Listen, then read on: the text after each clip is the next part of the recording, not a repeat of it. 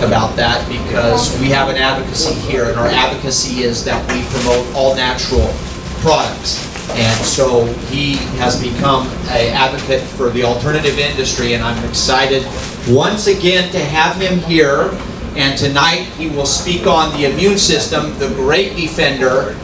The immune system is the one that does everything in your body, and it's the one that runs all your organs, your skin, your tissues, everything. It's the one that digests your food, and so it's very important that we know all about our immune system. So Dr. Dizon will talk about that tonight. And so without further ado, I will introduce Dr. Dizon, Dr. Samuel Dizon. Let's give him a big hand. Hello, good evening. I had my assistant revamp some of my lectures, but we couldn't think of what the title would be.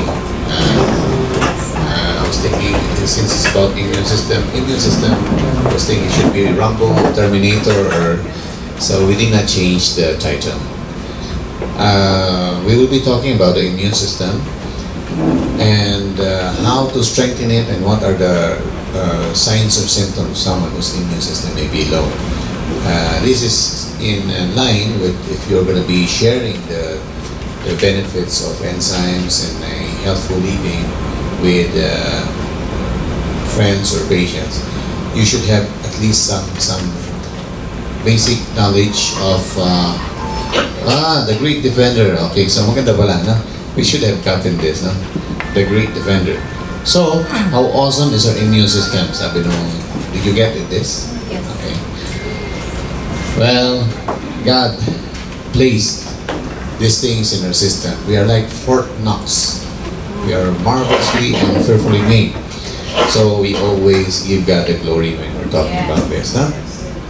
So our body is quite capable of self-healing, and one of the main mechanism of healing would be your immune system. You can get all the nutrients that you need, huh? But if your immune system is down, you will not be able to fight disease. Okay, so in the Bible it says God created everything, the heavens and the earth. Then He formed man from dust, and man became a living soul, living being. When you buy a fish and wants to have an aquarium, which do you buy first, the fish or the aquarium? Okay. So if you read the first chapters of Genesis, you will find God created everything by word of mouth, and then He took man, molded it out of clay or out of dust, and then He breathed it on man, and He made him look like God. So we were created differently from the animals, from the fish, from the birds, from the trees. God prepared the earth, and then He created His crowning work, which is man. Huh? And we were supposed to live forever. Huh? We are fearfully and wonderfully made. He created us in beauty, intellect, stature, and created the image of God. Now, then He saw everything, and it was good. It was very good. Hindi lang good, it was very good. So Genesis 1:31. Of course, evolutionistic would have us believe that we came from animals. No? They claim that life began from dust. True, no? Dirt. And somehow, after millions and millions and millions of years, it became a cell, and then they multiplied until they become single animals, and they get bigger and bigger. So, you know, it's like the fairy tale. You get the frog and you kiss it, and it becomes a prince. No? So, evolution says, you frog, millions and millions and millions of years, it will become a man. No? Fairy tale. So I would rather think we are created by design, not a jumble of chemistry that just appeared out of nowhere. No? Okay, how does our body work? The immune system is made out of network of cells, tissues, and organs that work together to protect the body. No? One of the most important parts are your soldiers, the white blood cells. We call that leukocytes. No? When we check your CBC, you will find there's red blood cell, then white blood cell, and there's how much it should be. And then the white blood cells are divided into other subtypes. Kaya may nakalagay doon neutrophils, lymphocytes, eosinophils, basophils. Each one of them has a different function. But they are your soldiers. Now, there are two basic types of white blood cell, no? And they are your defense mechanism. So, example, no? Yung components niya, cell-mediated immunism. Ibig sabihin galing sa mga cells. Huh? And one of them, the immune system is nag-respond siya when an enemy attacks the white blood cell, we call it T cells. These are special forces. And they will then attack this foreign body. Dumating eh, kalaban to, attack, no? And then, they does what we call chemical warfare, no? So, merong soldiers na nag-attack siya, then there's chemical warfare that initiates the body's chemical response. Okay? So, hindi lang yung may white blood cell that will eat the invader.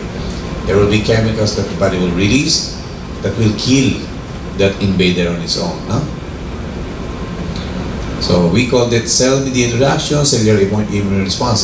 It's here in the arm, you'll see redness, you'll see swelling, and ang cause nun is your antibodies. Then the white blood cell attacks, so there's pus formation, no? Yung mga nana. Yung pus yun is composed of your white blood cell, dead cells, and other chemicals to immobilize the bacteria that's attacking him. Pinipigilan niyang kumalat siya.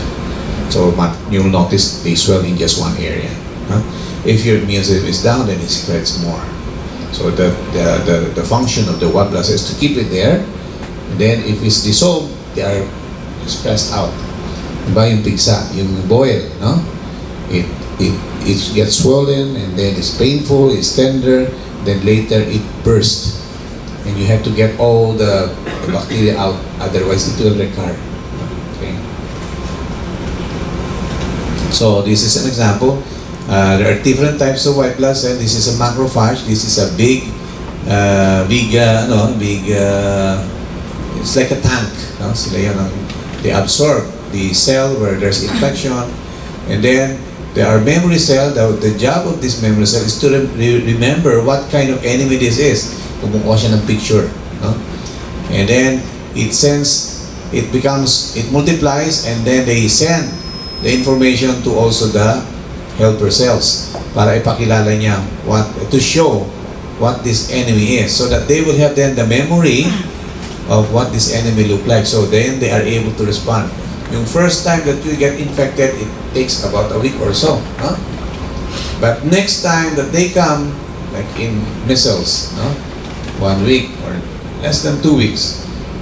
Next time that the bacteria of measles comes or the virus comes, you don't have measles anymore, because your memory cell has reminded the immune system, this is the enemy, so you respond and you kill it. You don't have the fever, you don't have the reaction. When we want to vaccinate someone, we will get we get these chemicals, or the memory thing, and we inject it on the patient, or we get the virus, but kill it. And the dead virus is then injected into the body. You still get your memory cell, pero wala na inflammation kasi you have given the body the blueprint. Now, this is the enemy. If you are exposed to this chemical or this bacteria or virus, you know now how to fight. So they respond faster. Okay, so the humoral immune response, the first one is cellular. You mean the white blood cell is the one attacking. The second one is your chemical warfare. Oh, sorry. So this is the aspect of it that's mediated by macromolecules to enhance immunity. So these are fluid, These are cells. Fluid siya.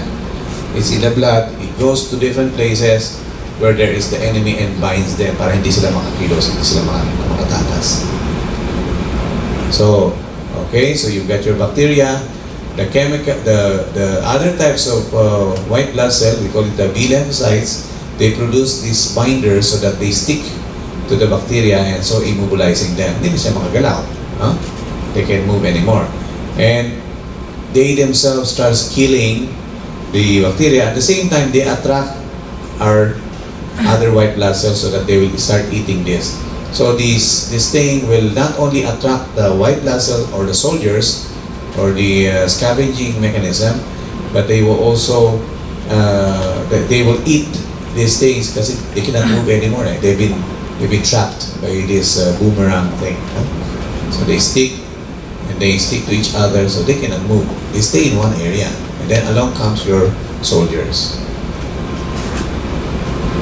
So one here is bacteriological warfare. Chemical warfare. The other one is your cell, your soldiers.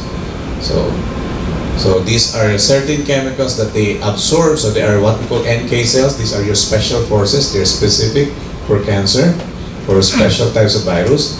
And the macrophages will be your tanks. No? The big muscled cell, white blood cell. And then there are cells that when they bind to the bad cells, whether cancer cells or bacteria, it dissolves. So it's like the mines, no? Like a booby trap. And this one, they secrete the antibody which themselves dissolve the tumor at the cells, and at the same time makes the white blood cell come, so that they are then eaten away. Phago means eat. Phagocytosis means lysis means it burst. It bursts. So that's what they do. And whether this is a cancer cells or this is a virus or a bacteria, these are their main mode of action. Tulungan sila. They help each other. So you have your cells, your soldiers, and you have your chemical warfare. So what weakens our immune system? See, what happens is when someone has the flu, okay, or maybe got tonsillitis, the doctors will usually give antibiotics, to kill it, and you have to take it for a week. And then for fever and flu, they are given paracetamol, Vigesic, and so on. And then the tonsils shrinks back to normal, diba? But you ask yourself, where did that bacteria come from? Diba? What gave you the tonsillitis? I mean, that bacteria is there. It's a normal germs in our body. Yeah, the song says, what can you get when you kiss a girl or a guy? No? You got enough germs to catch pneumonia because you got all those germs there. No? Yeah, if you don't brush your teeth, you got the normal bacteria thriving and you get bad breath. So, what happened is when you get a tonsillitis, something changed your immune system that your bacteria got a foothold. Usually cold drinks and sweet. Cold drinks makes your immune system sluggish, and sweets also. So these are some of the elements that weaken our immune system. So you stress. If you are too stressed out, your immune system goes on red alert. But if the stress is 1 day, 2 days, 3 days, 1 week, 2 weeks, 3 weeks, your immune system, which also sympathizes with the red alert thing, will now become weak, and then immune system goes down, and bacteria around you or in you starts getting a foothold. Poor diet and lifestyle, Yeah, that's where the sweets, the lack of sleep, the obesity, lack of exercise, certain medications can lower your immune system. In fact, that's the reason why some people end up with cancer when they're taking certain medications. Lack of hygiene, dirt, not taking a bath every day. I know of some people who don't ever want to take a cold bath in the morning. They have to heat up the water, not knowing that cold bath in the morning boosts the immune system, especially in the lungs. Yeah. So short cold baths in the morning boost your white blood cell in your lungs, enabling you to fight respiratory infection. But if you take hot water, warm bath in the morning, you're actually depressing that immune system. Radiation exposure, smoking, Yeah, yung smoker's cough, you keep coughing because your lungs are trying to eliminate that smoke that you keep putting in. And then you end up with weak lungs, and you end up with TB and pneumonia and other things. Dehydration. So your white blood cell has to flow in a well-hydrated blood. 90% of our blood is water. So if you're not drinking enough, your water is going to be thick and sluggish.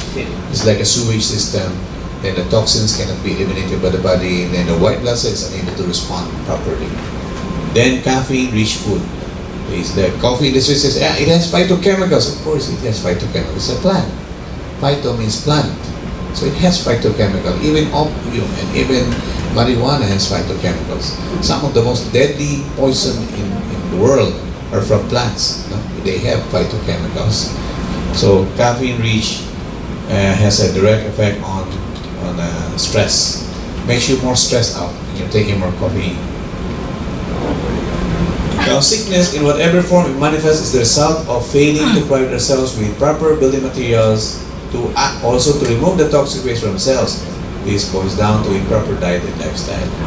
You get sick because you invited the disease. You don't get sick just walking around and suddenly one day the bacteria hits you. You must have done something to prepare the way. Okay? The Bible says, a curse causeless shall not come. There is usually a reason.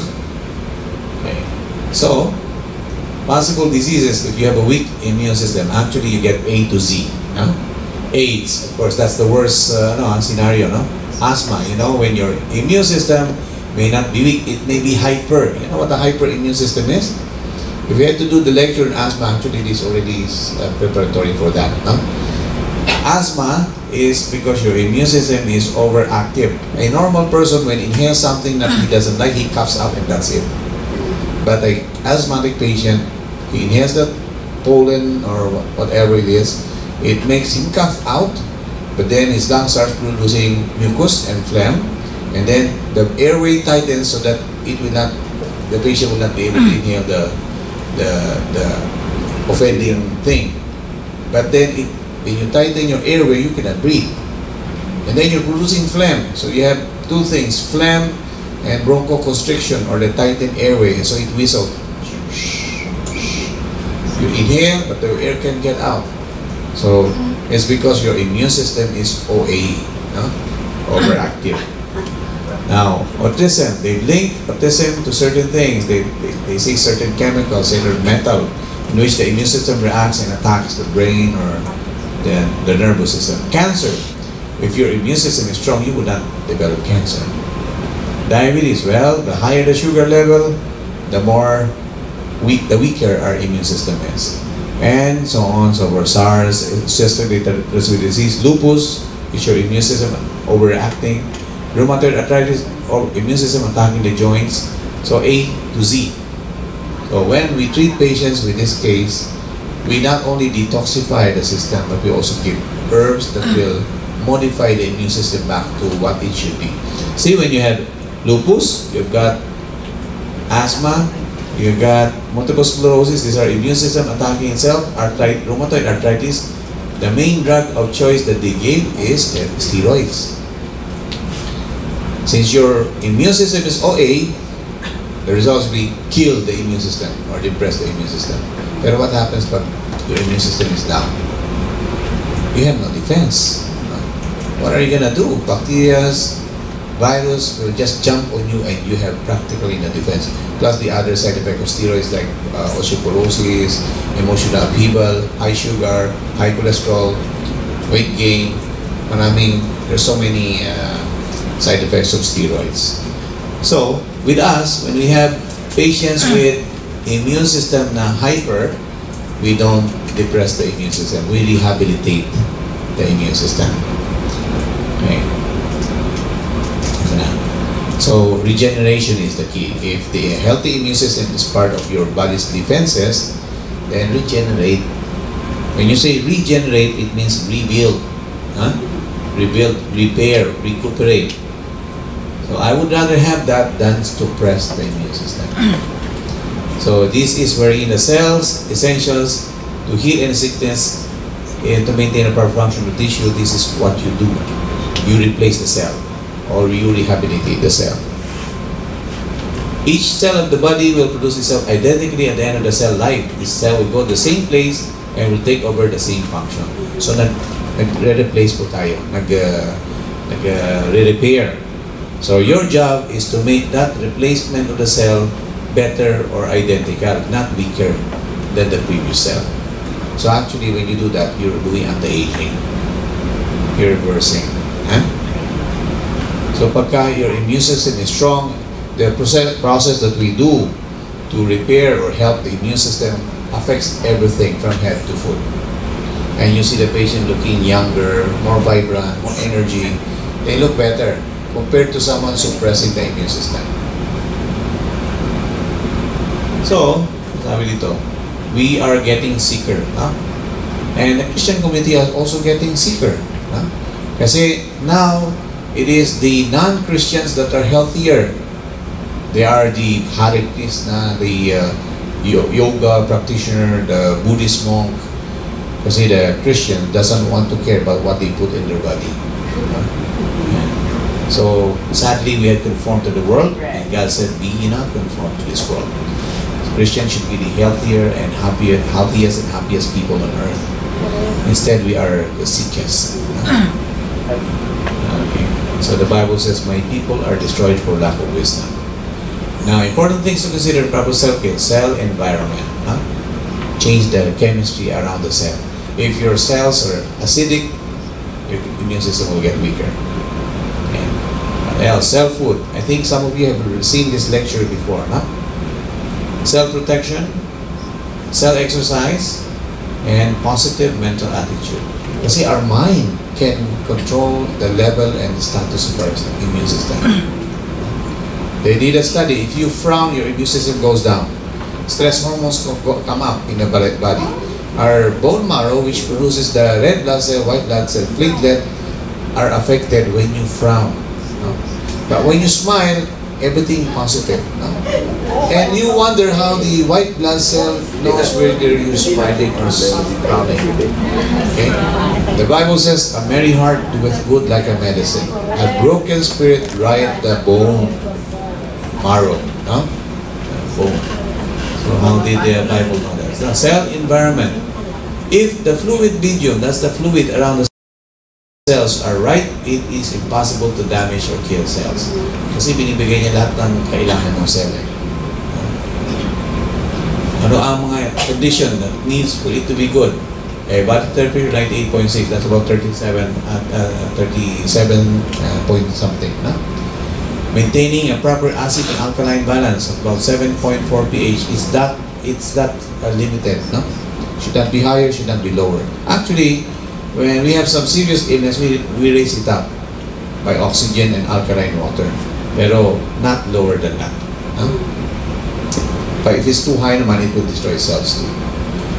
Provide the cells with pure air and water. So air and oxygen and water should be circulating there. And they should be free from stress. Anything toxic and free from stress. So dapat ganon. It's like having a plant. The environment should be the best, most conducive environment to having a good plant. So, okay? How do you do that? Number 2, cell food. What do you put in? What kind of nutrients are you giving the cell? So, healthy cell require healthy food. Pag may damage, healthy food should be eaten as close as possible to the way God made it possible. More natural, more organic, simpler. We are endorsing a raw food or raw juicing program. If you are weak, your immune system is down, take more enzymes. Raw food has a lot of enzymes. The phytochemicals have not been burned, they're still vital. The vitamin C have not been destroyed by heat, and it means it has life. May life pa siya. Living nutrients. If I were to plant a carrot, it will grow. If I were to cook that carrot and plant it, it's not gonna grow. So that means you have life there. And we do have to take also cooked food, but you all have a lot of nutrients that you will get from raw food. Every step in the processing of food takes us further and further from the way God intended our cells to be nourished. And this includes the cooking of food. People who live in the natural state, the simpler state, they are stronger, healthier, tougher, and live longer. Compared to the modern man whose food are actually full of so much chemicals. I was looking at Facebook the other day, 8-year-old girl who had a baby. Huh? Yes, 8-year-old girl. So that means her hormones is so strong, she already produced what we call secondary sexual characteristics that should have been puberty. So she was 8 years old. Why do you think all the food we're taking, so much hormones, no? They have an effect. 8 years old, my goodness. No? So man is the only member of the animal kingdom that destroys his food before he eats it. No? Cooking, preserving, and processing destroys the food. Of course, we need the preserving and processing so that it gets from one place to another. So in times of winter, in times of the rainy season, you have food. But if you can find food that are still fresh, you do sprouting, you do other juicing, it's more powerful in terms of healing. And then cell exercise. If you have the best food, but it's not going to where it's supposed to go, it is nothing. You have to make fluids move. No? Kailangan yung exercise. Okay. In order to ensure proper functioning of cells, body fluids need to be moving. Kung hindi, stagnant yung flow. Then, waste materials are not eliminated and nutrition are not brought to where they're supposed to be brought. And this is only through exercise. Exercise puts oxygen in the blood, keeps the lymph moving, helps maintain the general health of the entire body. When it is neglected, all the cells, muscle, organs, and glands become sluggish and weak, and this leads to physical breakdown. Diba? Ano ang mas mali? What is the cleaner river? The one that flows or the one that is stagnant? The one that flows. So remove whatever is blocking the flow of the river. And our blood is called the river of life. And then number 4, cell protection. That's your immune system's main function, no? Yung line of defense that have been given to us by God is intended so that we can live a healthy, meaningful life. How meaningful would your life be if you're sick? Huh? The money you're supposed to spend, maybe for service or serving God, you have to use to buy medicine. And it affects everybody, your family, your loved ones, the church, your society. So the body has secondary defenses, your skin, the skin. If you touch something hot, it tells you, oh, it's hot, stay away, get out from it. No? It tells you extremes of temperature, hot, too much cold. The mucous membrane, there's fluid there in your mouth, so that whatever is sticking there is going to have to be eliminated. There are tears. So if there are bacteria there, you blink, and then the tears wash away all this bacteria. Your lungs, your fever. When you have fever, your immune system is responding to an enemy, so that the white blood cell will kill it, and your enzymes will dissolve it, and your chemical warfare will block the enemy. No? So you got your killer cell, your fighter cell, the immune system. This immune system contains about 1 trillion cells, called white blood cell, lymphocytes, and about 100 trillion molecules called antibodies. So these two, the cell and the bacteria chemical warfare, protects you against all microscopic enemies. Okay, microscopic enemies are all around us. Some of them are in our normal system, and some of them are in the air. We are surrounded by bacteria and germs. And you know what's happening now? The antibiotics are making all these bacteria resistant to the most powerful antibiotic. Normally, as doctors, when we get patients, we are taught in med school that we should give them the gentler antibiotics first. Maybe the ampicillin, amoxicillin, before we give the cephalosporins, the ciprobate, this higher. But now the doctors are giving immediately the higher level.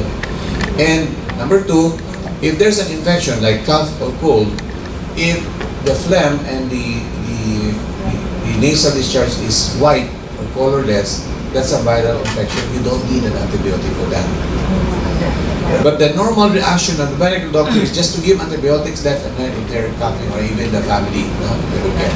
And the antibiotic is not going to affect the virus, but it will inoculate or vaccinate all the bacteria there against this specific antibiotic. So next time you get an infection that needs an antibiotic, hindi na tatarap. It doesn't work. Kasi they are used to that. High-tech ang ating mga bacteria. They become, they adjust. So we are now getting super bacteria nowadays.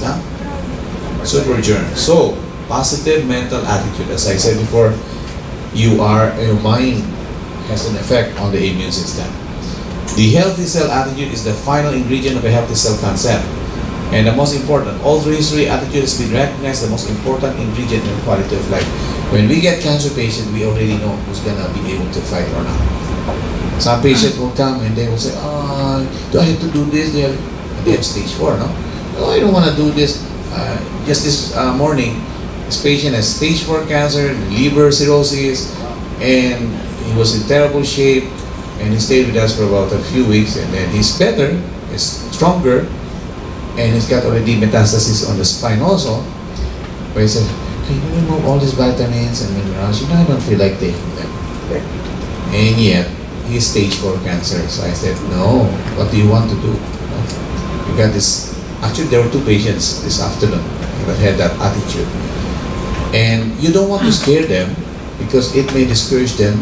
But their attitude seems to be, I don't want to do this yucky thing. I don't want to take this. It's a medical chemotherapy and radiation. Actually, there are other ladies already done chemotherapy and they've been told, go home. But I look at this patient, I think they're not serious. They don't really know the gravity of their condition. One guy, Chef Hassel, he's on, what was that channel, television? Hassel or Hassan. He's a chef, and his brother had liver cancer from hepatitis B, liver cirrhosis, liver cancer, and he died already. Now he has it. And so they're raising fund in SM for him. And they did surgery, he came back, they did all sorts of things, he came back, now they want to do surgery. So his mind was, he was thinking of spraying, he came with us, there was some improvement in his case, but then he goes shopping to different doctors. And they wanted to do surgery against him. Okay, how they will be removing that mass that came back. If they remove that, how strong will you be after surgery? How about the virus? Did they do anything about the virus which is causing the tumor? No. Will you be able to recover as fast after the surgery? No. So he goes back and he was about to do surgery. I told him to pray about it, and then 2 people told him, no, you go to Zurich, go to Dr. Dizon. The other one, my mom was told she only had a few months to live, and she lived for six years with liver cancer. So and then he was already about to go inside the operating room, and he felt God telling him, no. So he came this afternoon. Medicine doesn't have any cure for cancer. The reaction is remove. What about your medications? Will it lower your immune system or make it stronger? The surgery, how strong is your immune system after the surgery? Major surgery on removing a part of his liver. So, attitude is the most important. I've seen patients after all the chemo and radiation. One patient came this morning, she's a Muslim and she's been to St. Luke's. They found a tumor here. It was cancer, they removed it, stage 3. Then they did chemotherapy 6 times. By the end of the 6th time, another tumor came here. So they did another chemotherapy 4 times and radiation 10 times. But after the 10th time, it grew bigger. So they remove again. It came back after a few months. Now they want to remove it again, but this time she's so big. So she said, I don't want to do it anymore. In a matter of almost 1 year, she said 6 chemo, another 4 chemo, and then 3 operation, and came back again. So I said, well, do you look stronger and healthier after you did that chemotherapy? No, doc. Okay, maybe we want to build up your immune system. That patient, I know, is going to do everything she could because I could see the attitude. She's gonna do it, whatever it takes. That is the survivor instinct. No? We want patients. See, when patients come to us, they think, is he the right doctor? I'm thinking, is he the right patient? Huh? So you have your 4 stages for cancer patients: stage of denial, stage of anger. Why me, Lord? Yeah. Stage of bargaining. Doc, can I just do this? I have work to do. I've got so many plans. Stage 4, no? Yung plans niya is to work. No? Like one patient we had today, acute myelogenous leukemia. His white blood cell was about 200 plus, I think. Or 300 plus. And they wanted to do chemotherapy. They wanted to poke a hole in his bone marrow and get a sample just to see. Yeah. And they're very expensive tests and they're very painful. And they wanted to do many things, but his white blood kept going up. So we did some treatment, there was improvement. But he said, "Oh, I can't stand being at home. I want to go back to work." I said, "What's your job?" "I'm a security guard." I said, "You cannot do that." "I'll do it daytime." "Oh, please don't." And he kept, "Please don't." Please don't. He was pleading. So I said, "Okay." See, his attitude, he's gonna do it, but he has to work. So what can you do? So you have to give them, allow them. Because even if they follow the program, but their heart and mind is not in it because they want to work, sometimes you have to let them go. No? And who knows, maybe that working will make his brain, focus on other things, and that will trigger his zest and zeal to live, to survive. So anyway, there are findings in a science called psychoneuroimmunology. It means the brain and the nerves work, and a lot of things, times the emotions, the mental attitudes, and coping mechanism affects the immune system. So one coping mechanism is the belief that God is in control. Right? What if you're told only a few days to live? Oh, what are we gonna do? Think God is in control. But what if that person has never ever had an experience with God? Never even prayed, never ever needed God. Oh, kawawa naman, no? So he doesn't have that extra inner strength to fight. I mean, nobody's perfect. We're all sinners. We are weak. But if you have not needed God when you were well, now you have to know. You have to find out how to reach out to Him. Ang hirap yun. It's hard to do. And of course, laughter. Research show that and documented that laughter and enjoyment can release what? Why this is so substances that have wala na in the body.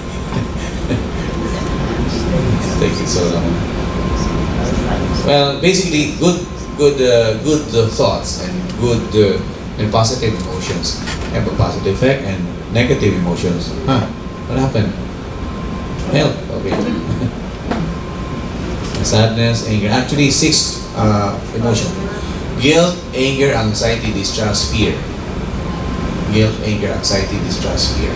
They break down the life forces, invite death and decay. When it goes down, everything is affected.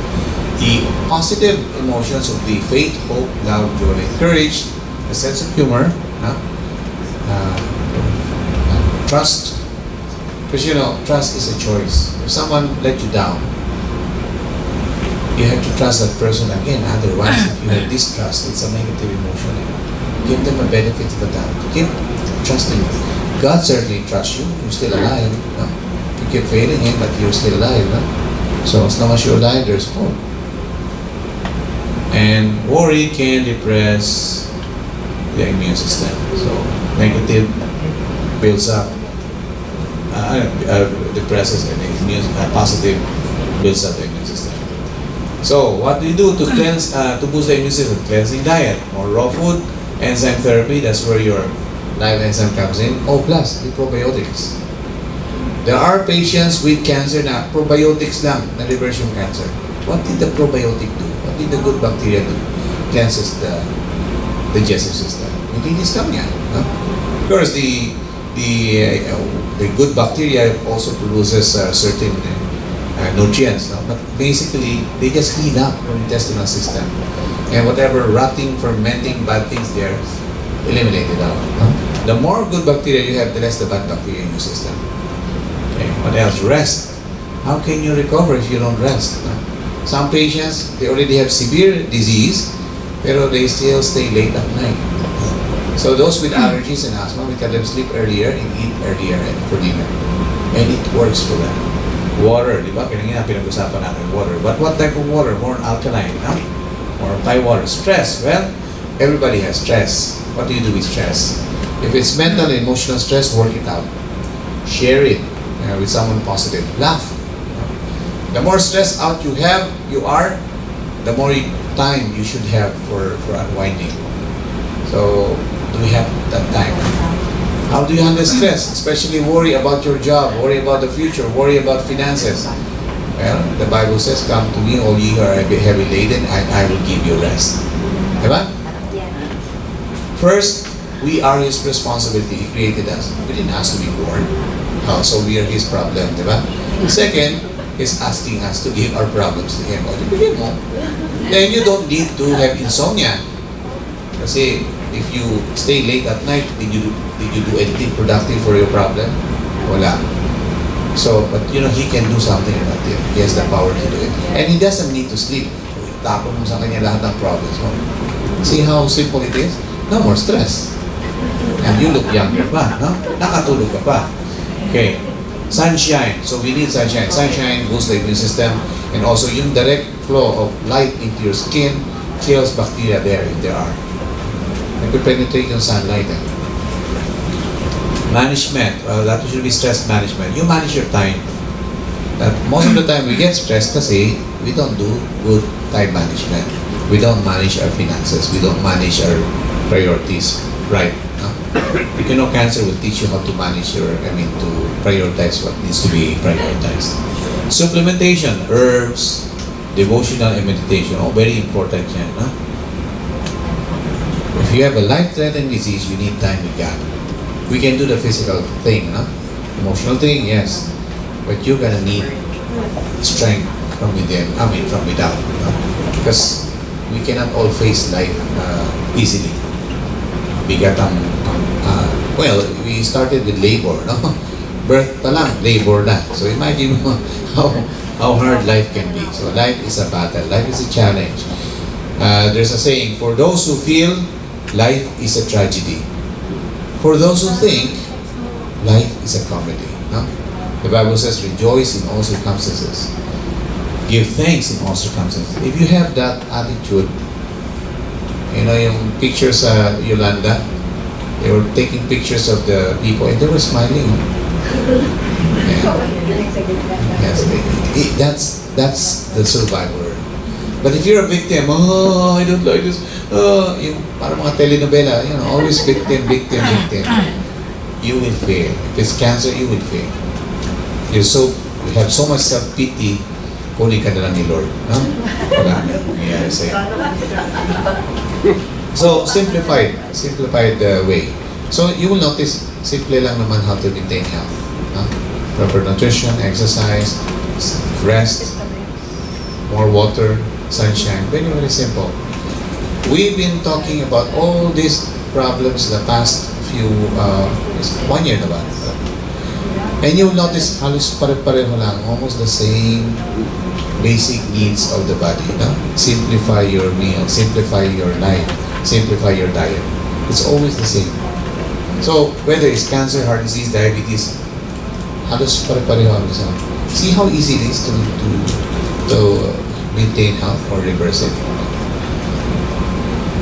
So, basic supplements and herbs we give, example lang, no? Vitamin C, we do mega dosing. This is when bagsak na yung immune system mo, no?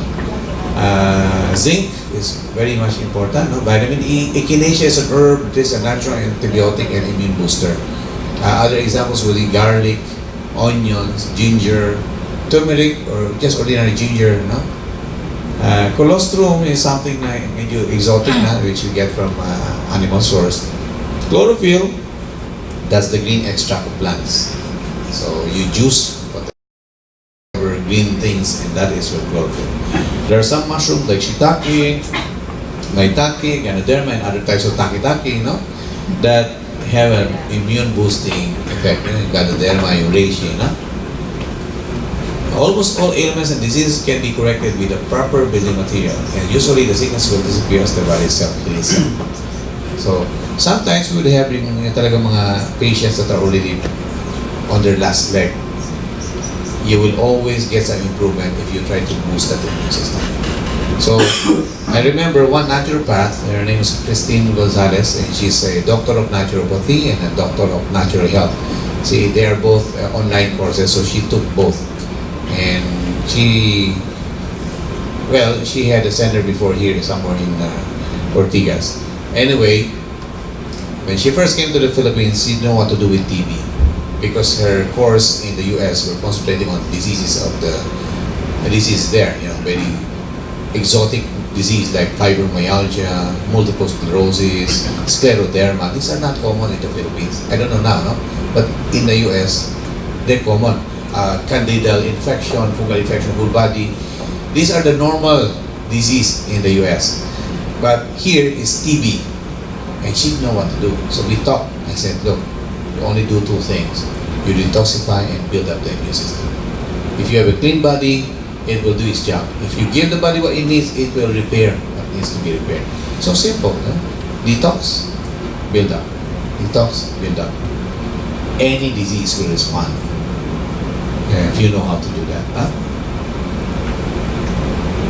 So the cause and cure of sickness is not mystery. It's simply a matter of cause and effect. If you know the cause, then you know what to do. If you have blood pressure went up, find the cause and do something about the cause. Medicine does not concentrate on the cause, they concentrate on the effect. Antibiotic, antifungal. Why did you get infection? Your immune system was down. It's not the bacteria's fault. Your immune system, you did something that decreased your immune system. So we can control the health of our body cells by diet, exercise, and an overall healthy lifestyle. We are in control, no? Unless you get into an accident, in which case, that's a different story. Most of the time, we have some control in how our body will function, how it will respond to whatever stressors we are exposed to. Yeah, wala na yun. Tapos sabihin. Okay, so keep healthy, boost your immune system, live long, may you live and prosper. You know? You know that? Okay, any question? Ado, may question ako lang. Yes. Kasi I'm working on this new show now. Yung aming director of photography has to go to a dialysis 3 times a week. And sabi niya nga, most of the money that he's making from his job goes to the dialysis. Yes, yes. Ang sabi rin sa kanyang mga doctors, hindi na talaga daw nagpa-function yung dalawang kidneys niya. So, pinagbabawal siya uminom ng tubig, huwag daw masyadong marami kasi daw baka daw ma-overwork yung kidney. Ang sabi ko naman, Actually, that's true. No, that's true. So why do we have to overwork the kidney? Let some other organs eliminate the water. So, that's why. So, would you recommend that would you drink more water? Well, this is the, I think we did a lecture on kidney before. Yeah. Yes, okay. You weren't here. No, I was. Okay. My fault! Well, you will be coming with us sa lectures sa Cebu. So you will see the whole thing. But basically it's like this. If your kidneys are damaged or destroyed, if your creatinine goes up, let's say the normal is, let's say 1 point something, let's say 88, halimbawa lang, no? And your creatinine goes to 90, 100, we call that already end-stage kidney failure. Kasi before your creatinine starts going up, usually 80% of your kidney is already malfunctioning. Kaya, let's say 80 lang yung 88 yung normal, halimbawa, creatinine mo 100, mababa pa lang yun. They will not do dialysis on you. But they already say, oh, you're already on the road to end-stage kidney failure. When you say end-stage, that means you either transplant or replace the work of the kidney. Dialysis just replaces the work of the kidney. But when you put fluid in and your kidneys can't get rid of it, where is it gonna go? It's gonna go up, up, up until you drown. So in natural healing, we give water. Kasi we also let the water go out some other way. We make them sweat out, we make them poo-poo. You know, if I do enema on you 4 times, 5 times a day, di ba? Ka nag-LBM lang, di ba? When you do LBM, you eliminate water. So we can do that. If I make you sweat out, I make you wear sauna suit for about 3 or 4 hours. About whatever water you have, it's gonna go out. So why do you have to have the water come out of the kidney when it cannot do its job? Di ba? If the door is closed, open the windows. So that is the approach. But sa program sa kidney, dialysis is the one that removes the toxins. And then lilimit yung fluid para hindi mag-edema, magmanas, no? And then bawal ang salt. With us, if we make you sweat out 3 or 4 hours, you have to take salt. Kasi babagsak yung salt mo, magko-collapse ka. So, this is how we do the natural thing. You can drink water, but you have to be able to eliminate it. You can take herbs, but you have to have enough water to dilute it. Kasi if you don't do it, potassium goes up, you have a heart attack. If I give you water, you have to get rid of it, and you have to get rid of it beyond normal. And if you lose water, you are allowed to take salt because your salt will go down. So may ano siya, so very weird, no? This is the medical, very weird. It's outside the norm yung ginagawa namin. But if the patient is taking enough water, you see the skin moist.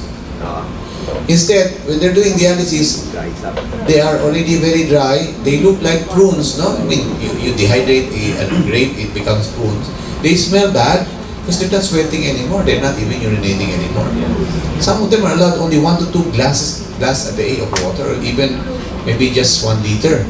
And we're required to have at least 2 liters, 8 glasses of water. What is that? No? Our blood is 90% water. So it becomes so thick that the dialysis machine gets clogged up. So what we would do for your friend is, we teach them, okay, if you're doing dialysis 3 times a week, you should do other things para in between, you're able to help your kidney function well. See, one of the things, if you are well hydrated, is madali maglinis ng machine. Kasi your blood is flowing nicely there. No? Madali maglinis. Water is the universal solvent. You try to clean a bunch of plates with only 2 glasses of water, if you can clean that. No?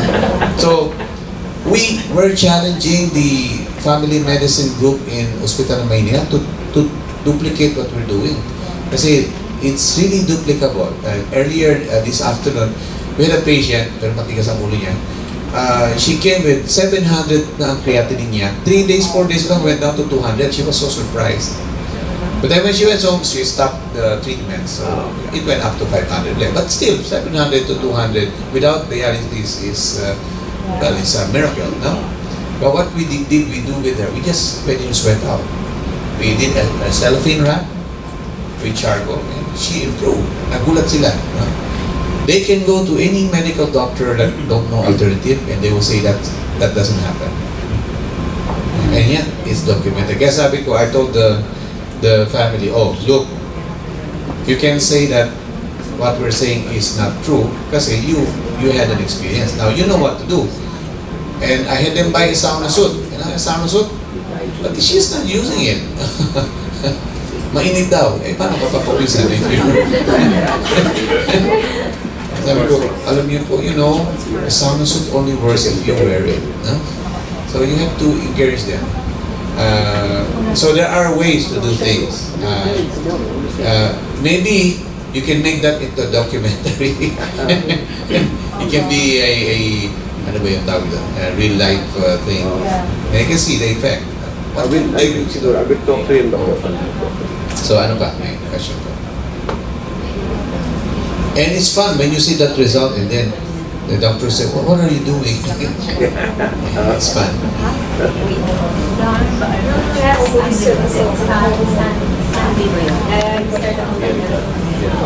LBM. What did you eat? Ayun ka po yung dahil. Pero since nga po, yung nilabas na po. Yeah, it has to be. Sinalabas na and then, injection na lang ng para sa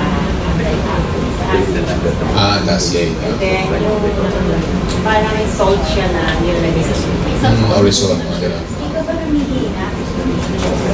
Anong tinitake? Hindi ko sinabi enzyme. Pero sabi niya, sige pagka uwi mo niya kanina ka, siswero ka namin. Naglalakad pa nga po, kaya hindi ko na makontrol yung ano talaga. Actually, if you have a loose bowel movement, just replace it with, no? You may put some sugar, some salt, maybe brown sugar, no? But this is already complete. You got your enzymes, you got your good bacteria, di ba? Pinagyayakot pa nga natin para nasiraan siya. You already have it there. So, you don't worry about it.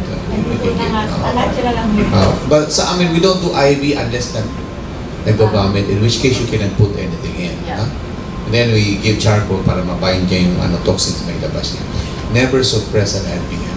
If you suppress it, the bad germs, the bacteria that needs to be eliminated out is going to just multiply there and cause blood poisoning. Maglalagnat ka na and get rid of it. Your body's trying to get rid of it. But replace. So for kidney patient, we even make them poo-poo more. Okay? Meron pa po? Yes, ma'am? I think po yung immune system ko talaga is down kasi yung mga sinabi ko kayo. Nandun. Yes. Yung mga mga sasakit. Actually, ito yung injection na po ko kanina, same dose. Anong in-inject? Steroid. Ang anti-inflammatory lang yung in-inject nila yun. Sabi ko parang bakit sana hindi na lang. Yun.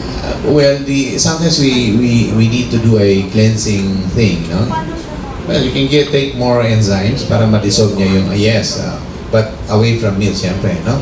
Then vitamin C, megadose. Then if there really is some infection going around, you can take some natural antibiotics like garlic, propolis, echinacea yung social, no? Or if you can get colloidal silver, you can take that. Meron ako rin sa health options, may before. May sinabi ko kanina. Yung mga ganun. Sige, pero you check the capsule how much to take, no? Just like a conventional medical antibiotic, you take it for a week or more. Pero yung immune system mo palalakas ito. Pero siguro kailangan sa Yes. So, sa gabi, maybe just do juices to flush out. Kasi at night, your system usually is supposed to clean up. So if you eat a liquid or a fruit or vegetables salad thing at night, easier for your body to eliminate toxins. And sleep earlier. Effective po ba yung may isang patch? Yeah, well, it helps pull out some toxins there. Katulad naman siya. Okay. But our main cleansing is the intestinal tract. That's one. More probiotic would be good. Then vitamins. Ano mo pa yung vitamin C, trusted vitamin C na synthetic? Meron pa ba kasi? Okay. Ascorbic acid is synthetic. Yeah. Okay. And it's very acidic. Sometimes we use that for an ascorbic acid flush. So how do you do that? You take maybe 5,000 milligrams, then 6,000, 7,000, 10,000, 12,000. But you reach a certain level and you make loose bowel movement, that's it. Yun yung acid, yun yung level mo. So you flush it out. So you are using it to make you poo-poo and eliminate. After that, you go down because you're over na yun eh. So maybe that would be a way, no? Especially for patients who cannot afford the organic. So before, we have patients who can afford it, so just generic ascorbic acid. That's all they can do. But of course, we want either the sodium ascorbate or the calcium ascorbate type. If the patient has kidney weakness, we don't give the calcium ascorbate type. If the patient has no problem with the kidney, we give the sodium ascorbate. Why? There's sodium there, no? Well, I'd rather give that than give the calcium ascorbate. The calcium will form stone in the kidney. Kaya sodium ascorbate ang binibigyan namin. But medicine doesn't like the sodium because of the tendency for pulling water in. Diba? Salt yun eh. But we give that kasi we're making the patient sweat out naman. So, may mga brand po, Ester C, Esterified. Now, for the ascorbic acid thing, the injectable that we're giving is actually ascorbic acid. Even the 1,000 milligrams that we're infusing, kung tinan mo, ascorbic acid siya. Wala kaming choice kasi walang sodium ascorbate o calcium ascorbate na IV. Synthetic siya talaga. So even the alternative doctors, you will find we're giving the IV infusion. Pag tinignan mo yung bottle, it's ascorbic acid and it's made by pharmaceutical company. We give 25,000 milligrams and above for cancer patient. Sa Suero. Okay? Kung bang sabi ko sa isang doctor na sa prescribe ng vitamins, 1,000 milligram lang po daw ang allowed. More than that, sama daw po sa kidney. No, he's talking, well, it's like this. Medical doctors are not really given training in what we call vitamin therapy. So alam lang 500 to 1,000, that's it. But Check the internet on Dr. Linus Pauling. He won the Nobel Prize for research in vitamin C. He was himself taking about 9,000 milligrams as a normal thing. For cancer patient, I give 9 to 12,000 orally. And IV, there's a 3-week program in Mexico that they infuse 50,000 milligrams per day for 21 days. They were using vitamin C not as a defense but as a weapon for cancer. Yan. So, ganon. Iihi mo lang naman yun. It's water soluble. You cannot get it. May mga research about it that Dr. Linus Pauling did, and his research in vitamin C gave him the Nobel Prize. So, when you ask about supplements, about vitamins, about herbs to a conventional medical doctor, iba-bluff ka lang yan. No? You ask him, where did you get that data? Oh, wala. Our patients with kidney problems, we are giving high doses of vitamin C because we want to plug up the problems in the kidneys. Wala ka problema. As a matter of fact, I want to add, there are some doctors na actually tell mothers to use distilled water for their babies. Pwede ba yun, Doc? Meron kong ganon. Real kids. Wilkins daw. Distilled water is slightly acidic. No?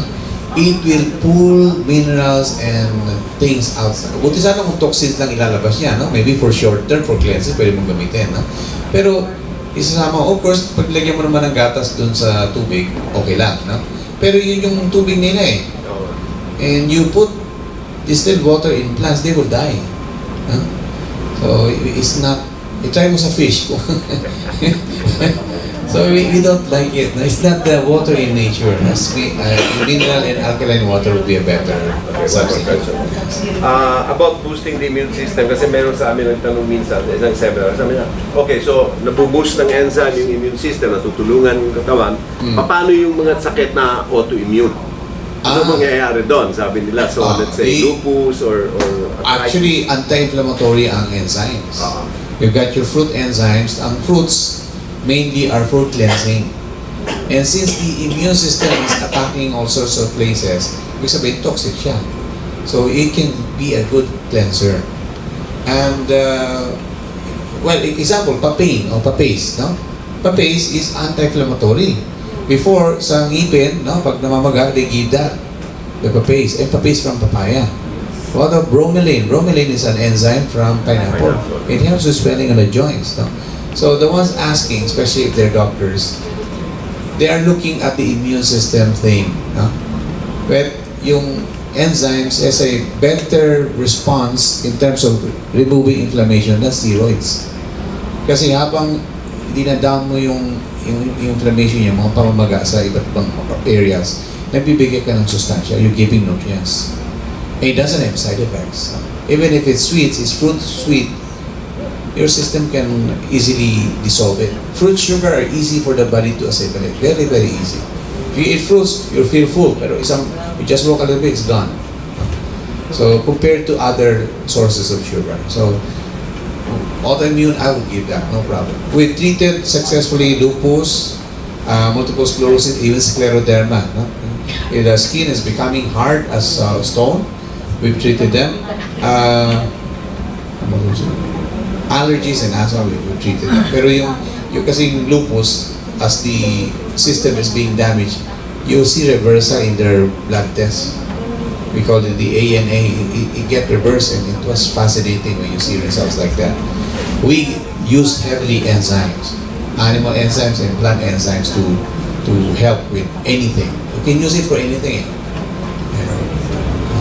Inflammation kasi is one of the culprit in different diseases daw. May mga inflammation daw. So they give turmeric, they give enzymes to suppress the inflammation. And that's why you're doing the cleansing also ng animal source. Kasi the animal the things that plug up your system can make you more reactive when it comes to the autoimmune disease. Diba? Diet has something to do with making autoimmune react. So you need this to clean those up. Diba? Example, yung fats. Lagyan mo lang ng kalamansi yan. Yung enzymes ng kalamansi, matutunaw yung fats. Diba? So that's why you need those enzymes to unplug. Okay, meron po? Yes.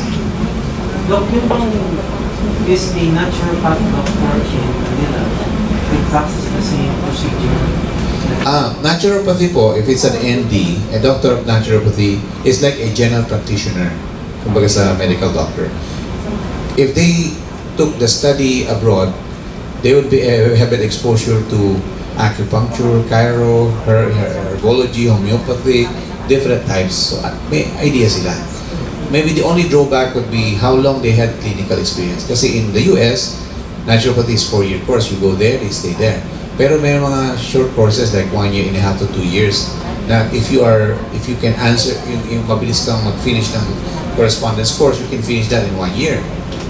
If that's all you do, no? But usually it's 1.5 to 2 years na online. But when you're treating let's say, lupus, Well, it depends on what school they went to. Example, let's say it's the Dr. Christopher School of Natural Health or Naturopathy. Dr. Christopher is more in line with Lobelia, Cayenne, with meron silang other protocol, no? Yung Kingdom College of Natural Health, they do other herbs. And sometimes a naturopathic school may have their own products. So they would push that product more aggressively.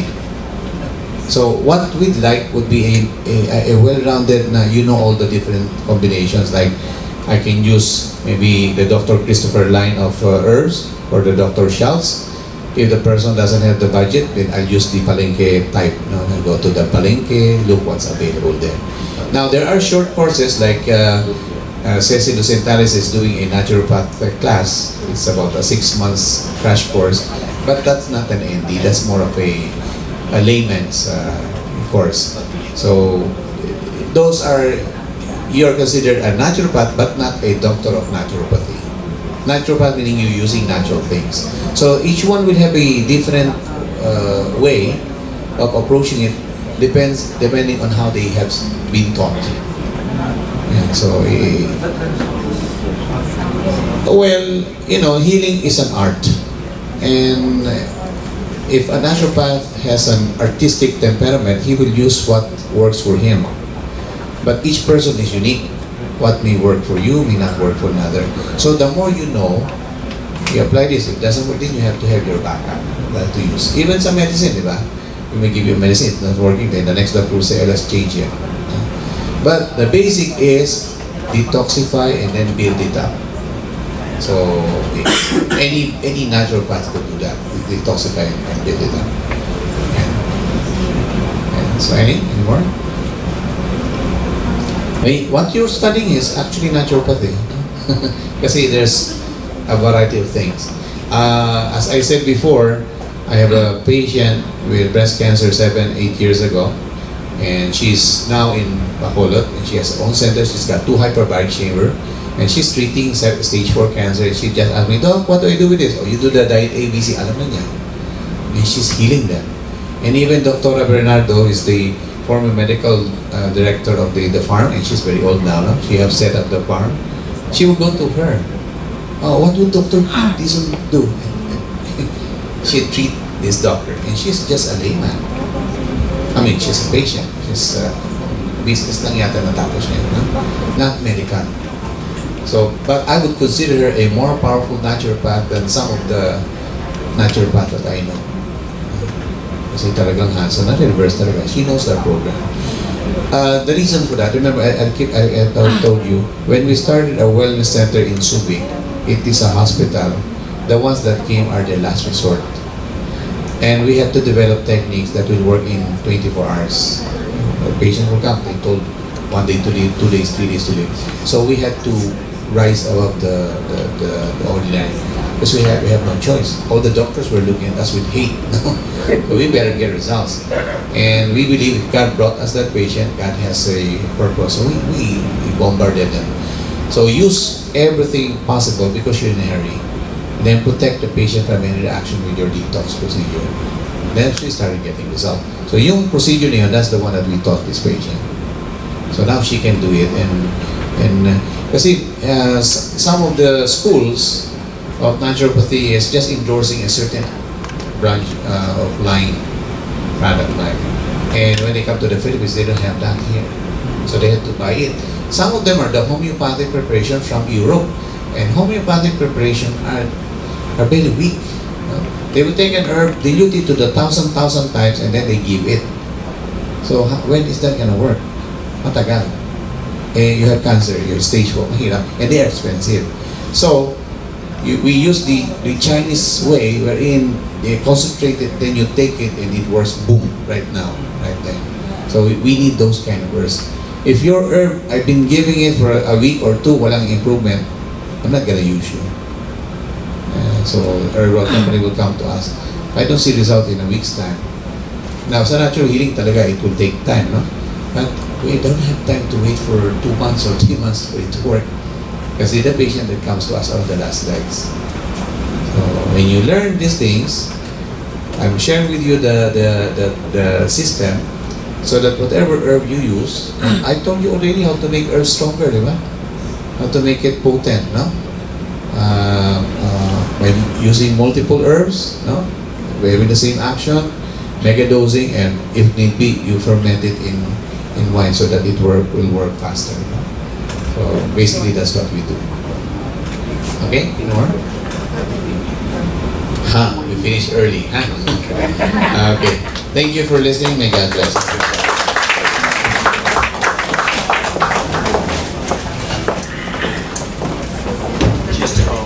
Just a couple announcements before you go. Next month, Dr. Dizon will be here on the 20th. It's a Thursday night again, and he will be speaking on asthma. So if you know anybody who has asthma, please bring them. And even if they don't, it's always good because it's always informative what he says, and it's something that everybody needs to know. Because then if you encounter somebody with a disease, then you can tell them what to do. So that's very important. Also, on Saturday at 1:30, Mr. Jaime Fabregas will be talking on everyone is a salesman. So if you want to know about that, you want to... Ang mayroon lang akong announcement. Sa August 8 kasi we have one of our members wants to do an internet webinar to teach us how to do internet. In case in the future, that's the way of the future. Actually, not of the future, of today already. No, a lot of business being done on the internet. And this guy is kind of a very techie guy. Gusto niyang magbigay ng seminar sa atin kung paano natin pwedeng palaguin ang ating negosyo through the internet. Alright, so he's going to be doing this on August 8 on Saturday. That's a Saturday. Yung time, we're still working on it, but ilibre nyo na yung August 8 nyo. Because this will be very interesting, okay? Kasi papunta na tayo doon Papunta na tayo doon sa internet marketing na. Okay? Little by little. How much is this guy making currently with his internet business? Right now, he started his internet business. He started out with like $26 dito doon. Now he's making $6,000 dollars a month on this internet business. He was able. He joined our group. He became a member of Pillars. He joined the Enzyme group, and he bought the website, which is enzyme.com, lifeenzyme.com. He bought it for $2,600. So now that's his. So he's opening it to all the members, all right? So it's like this is our chance nga to look at the business through in an elevated position now, no? Internet, hindi lang yung ginagawa natin yan, di ba? May mga kaibigan abroad, may mga pamilya abroad, you can still start doing your business, but we just have to learn how to do it.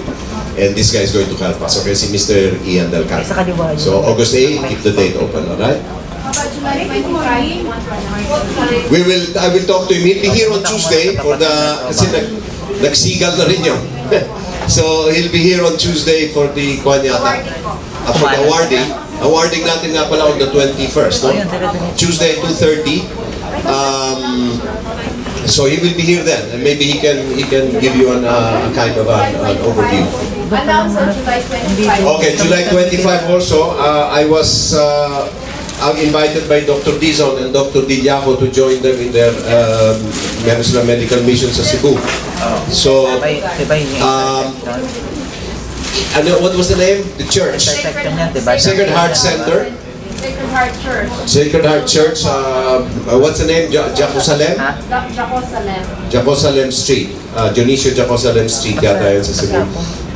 It starts at 9 a.m. until 5 p.m. every day, Friday, Saturday, Sunday, 25, 26, and 27. We will be there only for the 25th and the 26th. Pero yun, magtutalk din ako doon. So medyo na tayo, sumasama na tayo sa mga naturopaths na umiikot ngayon. So yeah, we're getting a chance now to really reach more people with our enzymes. We'll post the schedule on Facebook and the website. Yeah, okay.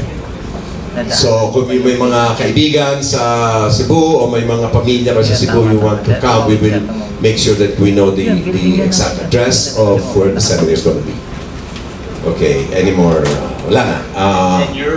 Tito Jaime. Now, on Saturday, pinipilit ako ni Mr. Andy Trojan na gumawa ng isang everybody is a salesman kind of talk. No? Kasi ako po, hindi naman ako pinanganak na salesman. Pinanganak ako na artista. Pero sinusubukan ko ngayon maging salesman. Okay? Actually, kamakailan lang ako nagkaroon talaga ng guts na mag-umpisang mag-sell. So, I'm just going to share this. It's just going to be sharing. It's not going to be an educational thing. It's just going to be like an experience. Sharing lang. Magsha-sharing lang tayo on Saturday about this. Kasi ang alam ko, marami pa rin sa atin yung nahihiya na pumunta rin, nakausapin si Kanire kasi baka, i-reject ako nito. Ay, naku, nakakaya. Ganun din po ako hanggang ngayon. Pero tinadahan-dahan po, gusto kong tanggalin yun kasi wala po tayong, kaya po nito, magandang produkto natin, dapat po natin ikahiya na ibenta. Huwag natin ikahiya na i-share. No, so that's, yung iba kasi nahiya na, sabihin nila, naisip ko kasi yung pera. Well, it's there. You know, I mean, what can we do? That's what life is.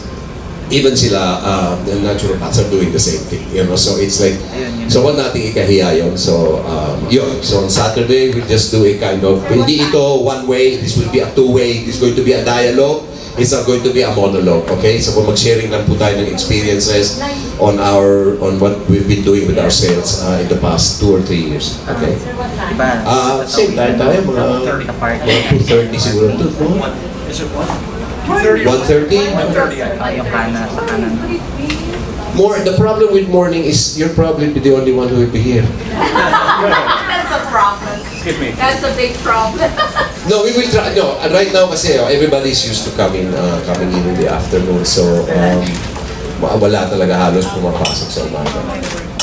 No, so we will work on it. As soon as the people start coming, if the more people can come in the morning, then we will adjust. Alright? Pero right now, puro tayo hapon. 1:30 to 2 o'clock. Webinar natin Actually, yung webinar, gusto nga ni Ian na 2 session on August 8. One in the morning and one in the afternoon. But it depends on how many people are going to come. Okay, we'll try. Okay, so kung may spread nyo yung word and get people to come here. This is really going to be very interesting because it's a little bit of a condon sa what we're used to. It's going to be a little different. It's going to be about internet marketing. Alright, that's what it is.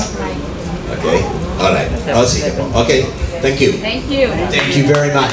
Okay, so Saturday, please bring your friends. It's exciting. Tito Jaime's going to get his feet wet in training, and so I'm excited. So anyway, thank you all for coming. Have a great night, and God bless you.